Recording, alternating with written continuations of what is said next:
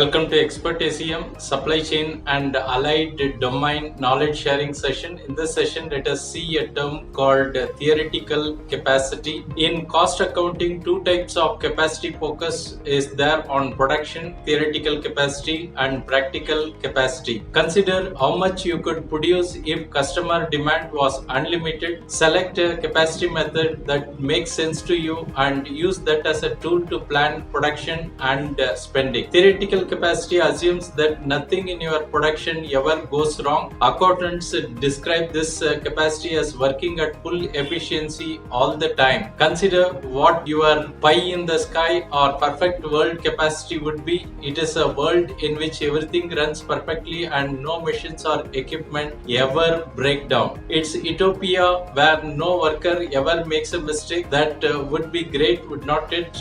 That's theoretical capacity and you can't reach it. It seems silly, but you need to see this level of capacity to understand the others. Say you own a business that makes athletic running shorts and other clothing. At the maximum capacity, you can make 200 pairs of shorts per shift. You run a 8-hour shift per day, 365 days a year. Based on those numbers, here is your theoretical capacity. Theoretical capacity is equal to shorts into shifts into 365 days, which converts the theoretical capacity into 219 units. Unfortunately, this level of capacity is not attainable. You need to take into account the unavoidable that gets you to the practical capacity. Practical capacity is the level of capacity that includes unavoidable operating interruption. Another description is unavoidable losses of operating time. Consider maintenance on equipment, employee vacations and holidays. You are willing to accept a good rather than perfect capacity level. Thanks for watching. Bye.